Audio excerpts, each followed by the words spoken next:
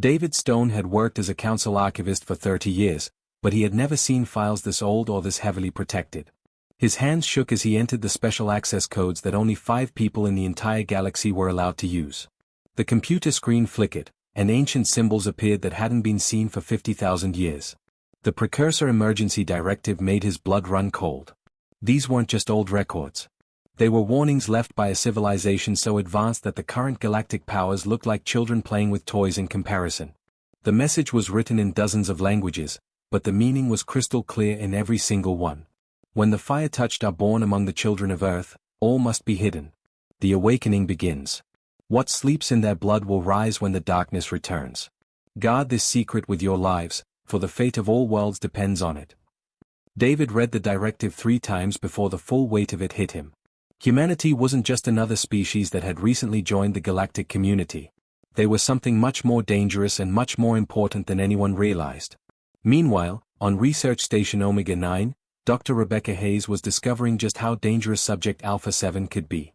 The baby, now 3 months old, was unlike anything in her 20 years of studying alien biology. She had worked with creatures from gas giants that could survive in pure methane, and silicon-based life forms that ate rocks for breakfast.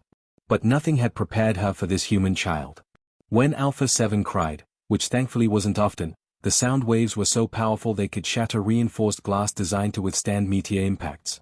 The first time it happened, Hayes thought there was a malfunction in the containment unit. But after reviewing the footage, she realized the destruction came from the baby's voice alone. Even stranger was his body temperature. Normal human babies stayed around 98 degrees, maybe reaching 100 during a fever. Alpha 7's skin regularly hit 200 degrees Fahrenheit, hot enough to boil water. Yet he seemed perfectly comfortable, gurgling and moving his tiny hands like any other infant. The heat didn't hurt him at all. But the most disturbing thing wasn't the physical abilities. It was what happened when Alpha 7 looked directly at the research team. Hayes first noticed it during a routine examination. When those golden eyes focused on her face, she suddenly felt something else in her mind. Not thoughts exactly, but a presence. Like someone had quietly walked into her brain and was looking around at her memories. Dr. Hayes immediately ran to Station Commander Williams with her findings. Williams was a tough military man who had seen combat on 12 different worlds, but even he looked worried when she explained what was happening. His DNA results came back from the lab, Hayes told him, spreading the printouts across his desk. Commander, these genetic sequences don't match anything in our databases. We've tested millions of species across the galaxy, but these patterns are completely new. Williams studied the papers with a frown. You're saying he's not human? That's the weird part. He's definitely human. Every other part of his genetics is perfectly normal Earth human. But there are these additional sequences woven throughout his DNA that shouldn't exist. It's like someone took regular human genetics and carefully added something else, something incredibly advanced. Security Chief Anderson joined their meeting with even more troubling news. He pulled up holographic displays showing the containment unit's daily reports. The energy fields are failing more often each day. Last week, the barriers went down twice. Yesterday, it was 5 times. This morning, they've already failed 3 times, and it's not even noon. Anderson pointed to a graph showing increasing power spikes. The child isn't trying to break out. He's just growing stronger naturally. Our most advanced containment systems were designed to hold beings with the power of small stars. But this baby is somehow getting more powerful every single day. Williams rubbed his temples. How much stronger? At this rate, we'll need to upgrade to military-grade containment within a month. The kind of barriers they use for weapons of mass destruction. Back in the archives, David Stone was uncovering secrets that explained everything and terrified him at the same time. The deepest files revealed that humanity wasn't a young species that had recently developed space travel. They were the descendants of the galaxy's most feared warriors, genetically engineered by the precursors themselves. The truth was almost too big to believe. 50,000 years ago, the precursors had faced an enemy so terrible that they had to create the perfect soldiers to fight them. They took the best genetic material from across the galaxy and combined it into a new species. These warriors were incredibly strong, impossibly smart, and had abilities that seemed like magic to other races. But the war ended, and the warrior species was no longer needed. Instead of destroying them, the precursors did something more clever. They locked away the special abilities in dormant genetic code and scattered the warriors across the galaxy to live normal lives. Over thousands of generations, they became regular humans who forgot they had ever been anything else. Until now. Stone found the final piece of the puzzle in a file marked with the highest security rating. The enemy the precursors had fought wasn't destroyed. It was only sleeping, waiting in the dark spaces between stars. And according to the ancient calculations, it was almost time for them to return. The precursors had known this day would come. That's why they left the warrior genetics hidden in humanity. When the darkness returned, Earth's children would remember what they truly were. The fire in their blood was already beginning to wake up. Dr. Emily Watson couldn't sleep.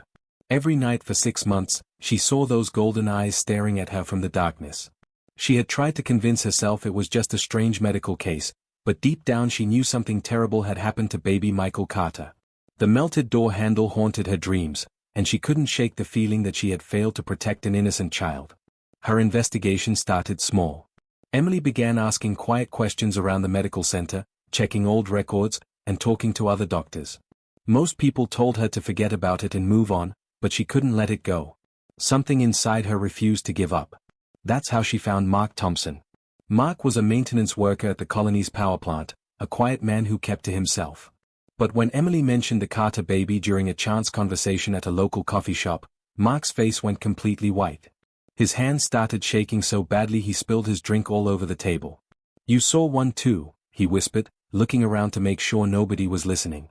"They told me my daughter died, but I know they lied." Mark's story was heartbreaking. 3 years ago, his wife Jenny had given birth to their first child, a beautiful baby girl they planned to name Amy. But something was different about Amy from the moment she was born. Her eyes were silver instead of brown or blue, and they seemed to reflect light like mirrors. The nurses said she died from breathing problems, Mark explained, his voice breaking. "But I saw her moving in the blanket when they carried her away. She was alive, Emily. My daughter was alive, and they stole her from us." Mark pulled out a worn notebook filled with names, dates, and locations. "I've been tracking this for 3 years. Look at these patterns." Emily studied the pages in shock. There were dozens of cases across human space. Children born with unusual eyes, strange birthmarks, or abnormal test results. All of them had supposedly died during or shortly after birth. All of them had been taken by council agents in silver suits. "My contact inside the council confirmed it," Mark said. "Dr. James Parker works at one of their research stations. He's been secretly feeding me information because he can't stand what they're doing to innocent kids." Dr. Parker had risked everything to expose the truth. According to his reports, there were at least 15 major research facilities scattered across the galaxy, each one holding dozens of human children with special abilities. The kids were being studied like lab rats, tested and prodded by scientists who saw them as specimens instead of people. "We have to do something," Emily said. "These are our children." Mark nodded grimly. "I've been putting together a team. People who've lost kids, people who want answers. We're going to get them back." The rescue team was small but determined. Captain Lisa Rodriguez had served 10 years in the Colonial Marines before retiring to start a family. When her son Tyler was taken 2 years ago, she dedicated her life to finding him. Her military training made her the perfect leader for their dangerous mission. Danny Kim was a computer expert who had lost his twin sister to the council when they were both 12 years old. He had spent the last 8 years learning how to hack into their most secure systems, waiting for a chance to strike back. Station Omega 9 is where they are holding the most powerful kids, Dr. Parker had told them during a secret meeting. "Including the baby you're looking for, Emily.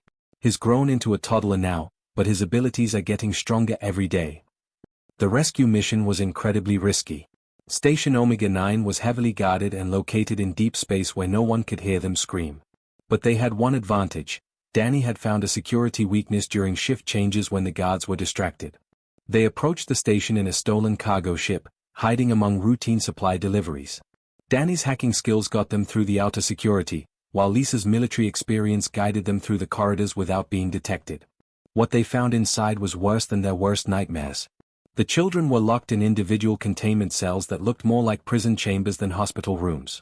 Each cell had thick walls, electronic barriers, and monitoring equipment that tracked every breath the kids took. The children inside ranged from babies to teenagers, all of them human, all of them special in some way. Emily saw a little girl, maybe 4 years old, who was casually walking through the solid wall of her cell like it was made of air. The girl didn't even seem to realize she was doing anything unusual. In another cell, a boy about 7 years old was having a conversation, but instead of normal speech, his voice sounded like music from distant stars. But it was Subject Alpha 7 who made Emily's heart stop. The baby she had delivered was now a 2-year-old toddler with the same impossible golden eyes. He was sitting calmly in his cell, but when he saw Emily through the window, his face lit up with recognition. That's when the alarms started blaring. Security had found their ship. Guards were running through the hallways, and blast doors were slamming shut to trap them inside. It looked like their rescue mission had become a suicide mission. But then Alpha 7 stood up in his cell, and his golden eyes began to glow brighter than Emily had ever seen them. The light grew stronger and stronger until it was like staring into 2 tiny suns. The electronic containment field around his cell started flickering, then sparkling, then completely disappeared. The blast doors that had trapped them began to bend and warp like they were made of soft clay instead of reinforced steel. Other containment fields throughout the facility started failing as Alpha 7's power grew. Then something even more amazing happened. Alpha 7's voice echoed in everyone's mind on the station, even though his lips weren't moving. The words appeared in their thoughts like he was speaking directly to their souls. "We go home now," his mental voice said with absolute certainty. The other children heard him too. One by one, they stepped out of their broken containment cells and walked toward Alpha 7. The little girl who could walk through walls took his left hand. The boy who spoke with stellar voices took his right hand. Soon, all the children were connected in a long chain, holding hands like they were about to play a game. Then they began to sing. It wasn't a song with words, but a harmony of pure sound that seemed to come from somewhere deeper than their throats. The music grew stronger as more children joined in, creating a melody that made the entire space station vibrate like a giant bell ringing across the void. Emily realized that their rescue mission had become something much bigger. These weren't just kidnapped children anymore. They were something the galaxy had never seen before, and they were finally ready to go home. As the children walked hand in hand through the crumbling space station, something incredible happened that would change everything humanity thought they knew about themselves. Alpha 7, now a confident 3-year-old with those blazing golden eyes, calmly walked up to the station's main computer terminal.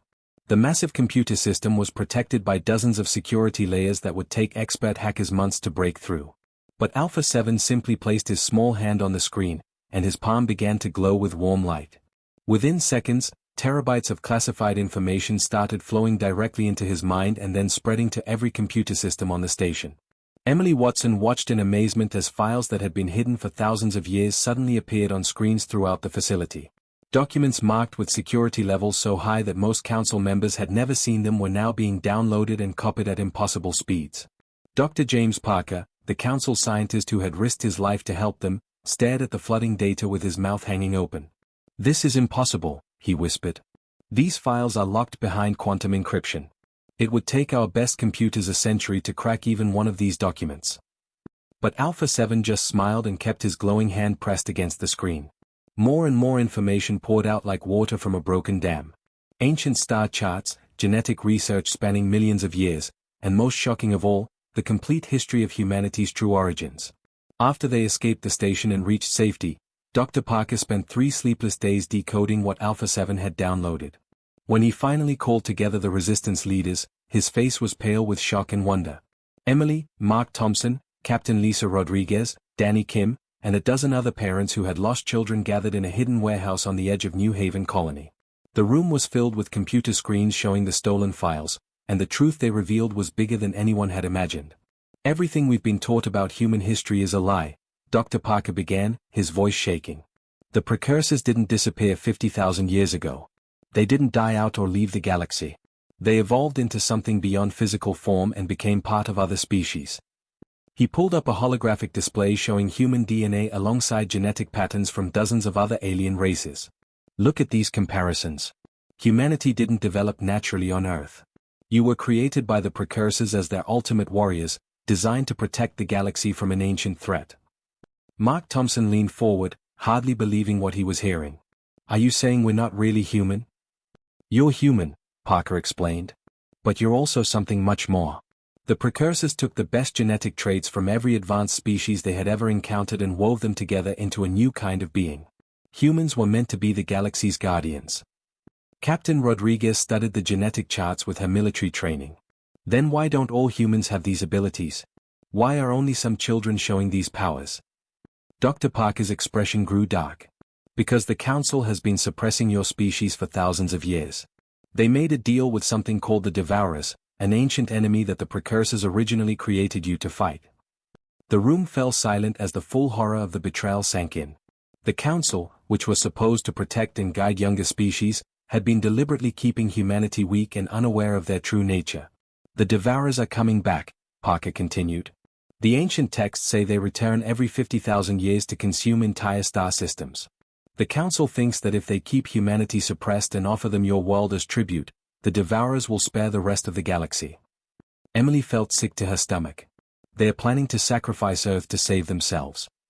But they made a mistake, Parker said, looking toward Alpha 7, who had been quietly listening to the adult conversation. They didn't realize that your children would start awakening on their own. The genetic locks they placed on human abilities are breaking down. Alpha 7 stepped forward, and despite being only 3 years old, he spoke with a wisdom that seemed to come from somewhere far older than his young body. His golden dragon eyes reflected the starlight streaming through the warehouse windows. The enemy comes, he said in his clear, strong voice.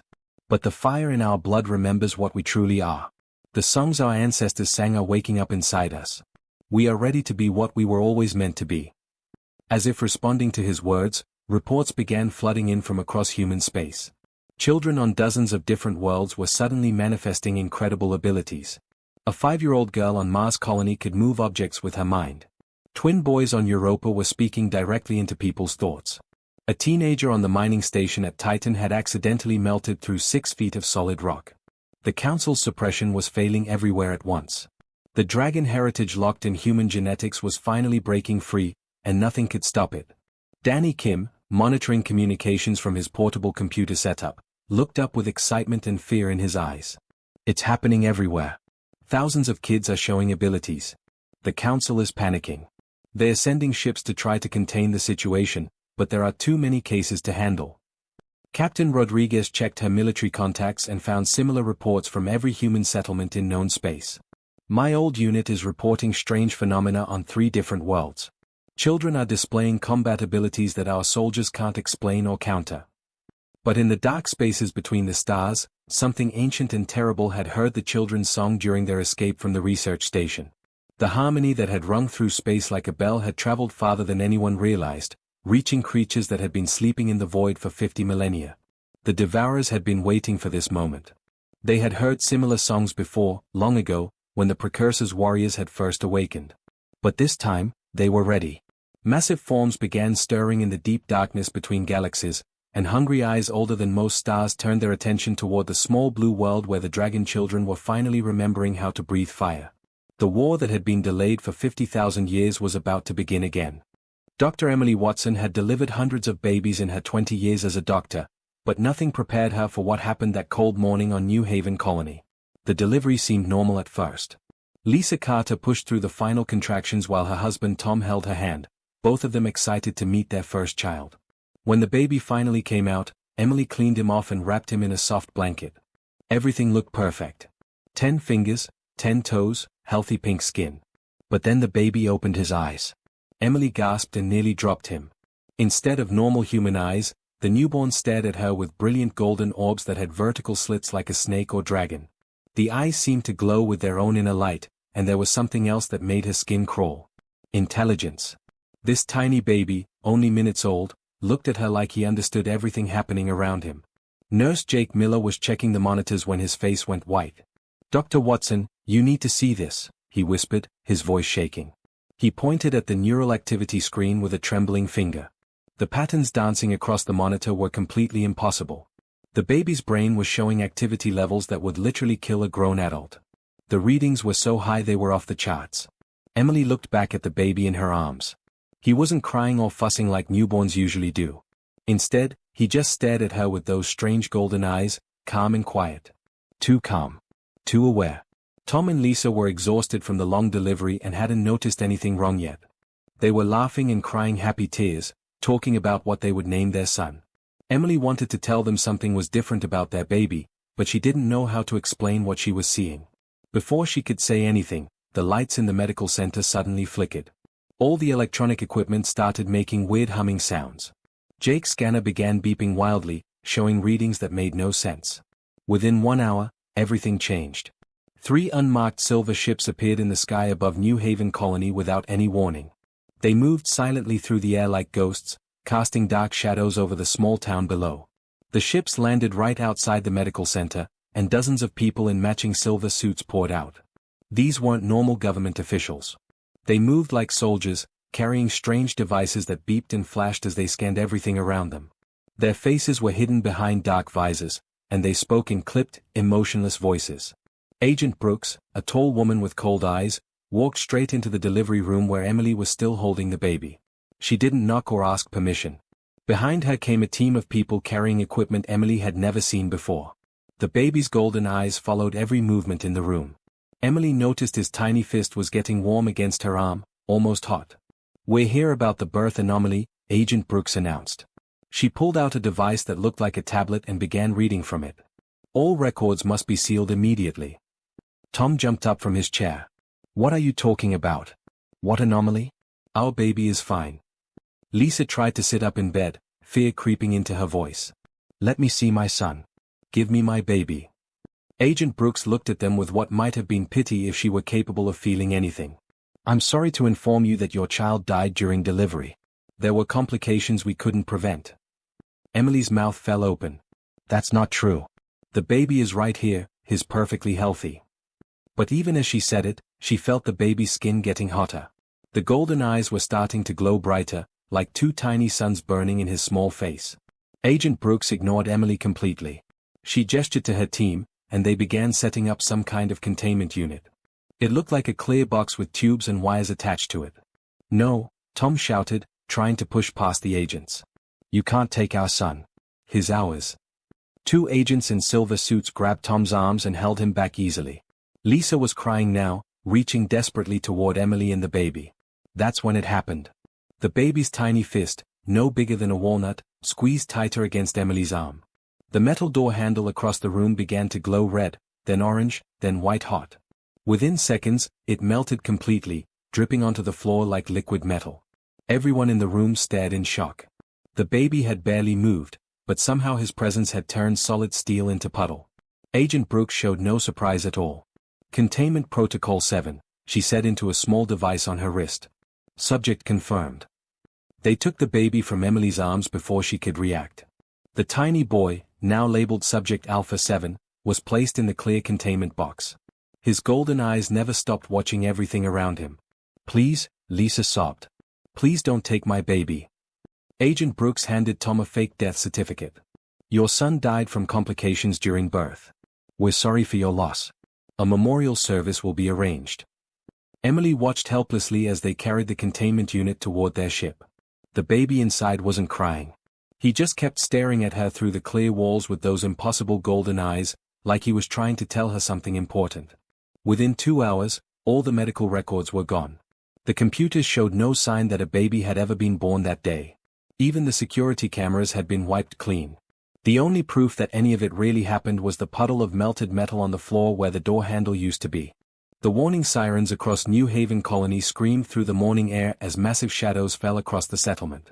The Devourer fleet had arrived exactly as the ancient files predicted, emerging from hyperspace like nightmares made real. Their ships were enormous, each one the size of a city, with hulls that seemed to absorb light itself. They had crossed the galaxy expecting to find helpless humans cowering in fear, ready to be harvested like crops. Instead, they found something that made their ancient hearts freeze with recognition and terror. In the town square, Alpha 7 stood at the center of a circle formed by 50 other children, their ages ranging from toddlers to teenagers. Each child's eyes blazed with different colors, golden like Alpha 7's, silver like mirrors, deep blue like ocean depths, and burning red like distant stars. They held hands in perfect silence, and above them stretched a dome of pure energy that covered the entire colony like a giant soap bubble made of liquid light. The Devourer weapons fired first, massive beams of destruction that could crack planets in half.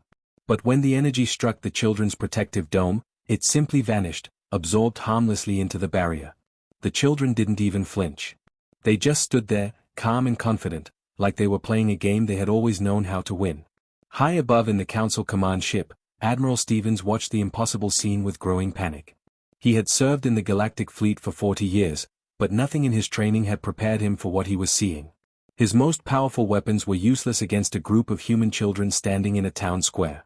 "Sir, the colony defenses are holding," his communications officer reported, disbelief clear in her voice. "Our sensors can't even measure the energy levels in that barrier. It's beyond anything we've ever recorded." Admiral Stevens looked at the view screen showing the battle, then at the sealed orders he had carried for decades. The Council had planned to sacrifice humanity to save themselves, but now their carefully laid plans were falling apart in real time. His comm system crackled to life with an urgent transmission from Council President Martinez. The President's face appeared on screen, and for the first time in Stevens' memory, the most powerful being in the galaxy looked genuinely frightened. "Admiral, we're receiving similar reports from every human world," Martinez said, his voice tight with stress. "Children across the galaxy are manifesting abilities we can't comprehend. Our containment facilities are failing everywhere. The suppression protocols have completely broken down." Stevens watched another wave of Devourer attacks bounce harmlessly off the energy dome. "Sir, we can maintain the cover-up and let the colony fall, or..." President Martinez was quiet for a long moment, weighing thousands of years of deception against the reality unfolding before their eyes. Finally, he made the decision that would change galactic history forever. "Or we do what we should have done centuries ago," he said with grim determination. "All ships, activate full disclosure protocols. Transmit the complete truth to every human world. No more lies, no more hiding. It's time they knew what they really are." What happened next was unlike anything in recorded galactic history. On Earth, 7-year-old Betty Wilson was playing hopscotch in her school playground when the message reached her world. As the truth about humanity's heritage filled the communication networks, her eyes suddenly blazed with silver light. She looked up at the Devourer ships attacking her planet and simply pointed at them. The massive warships began folding in on themselves like origami made of metal, crumpling into tiny balls that fell harmlessly into the ocean. On Mars Colony, teenage twins Kyle and Kevin Brooks were helping their father fix a broken water recycler when their abilities awakened. They looked at each other with matching golden eyes, nodded once, and began to sing. Their harmony reached across space itself, and Devourer ships throughout the solar system began shutting down as their crews fell into peaceful sleep. Captain Lisa Rodriguez, now commanding a hastily assembled human fleet, watched the transformation from the bridge of her borrowed warship. Her tactical displays were going crazy as human children across dozens of worlds began demonstrating abilities that rewrote the laws of physics. "Captain, look at this," her science officer called out, pointing at the main screen. A 10-year-old boy named Alex Johnson was standing on the observation deck of a space station, calmly redirecting asteroid-sized pieces of destroyed Devourer ships with simple hand gestures. The massive chunks of debris danced around him like he was conducting an orchestra. "My God," Rodriguez whispered, barely able to process what she was seeing. "What are we?" Alpha 7's voice answered her across all communication channels, speaking directly into the minds of every human in the battle zone. Despite being only 3 years old, his mental voice carried the wisdom of ages. "We are what we were always meant to be," he said with absolute certainty. "We are the fire that burns in the endless dark. We are the guardians who never sleep, the protectors who never surrender. We are the children of Earth, and the stars themselves sing our ancient songs." The Devourers, who had terrorized the galaxy for millions of years, suddenly found themselves facing an enemy they thought they had eliminated long ago. These weren't the weak, suppressed humans they had expected to harvest. These were the awakened descendants of the precursor warriors, the genetic inheritors of the galaxy's greatest defenders. The battle turned from a planned massacre into a desperate retreat. Devourer ships that had never known defeat found themselves outmatched by human children who fought with abilities that seemed like pure magic. Ships the size of mountains were torn apart by teenagers who had learned to manipulate gravity itself. Ancient weapons that could destroy planets were turned into harmless light shows by kids who thought they were playing games. As the last enemy ship fell, burning like a falling star as it crashed into New Haven's outer desert, Alpha 7 released his hold on the protective dome. The other children let go of each other's hands and began to disperse, some running to find their parents, others standing quietly as they processed what they had just accomplished. Alpha 7 remained in the center of the square, his dragon eyes scanning the stars above. Other threats lurked in the dark spaces between galaxies, ancient enemies that would eventually come to test humanity's newfound strength. But for the first time in 50,000 years, Earth's children were no longer hiding what they truly were. The dragons had finally awakened, and the galaxy would never be the same again. Dr. Emily Watson walked across the square toward Alpha 7, tears streaming down her face. This was the baby she had delivered 3 years ago, the child she had failed to protect from the Council's agents. Now he stood before her as humanity's guardian, the first of a new generation that would defend the stars themselves. "Are we safe now?" she asked softly. Alpha 7 looked up at her with those impossible golden eyes, and for a moment, he was just a 3-year-old boy again. Then he smiled with ancient wisdom and nodded toward the stars. "We are home," he said simply. "And we remember who we are." The dragons of Earth had finally come home.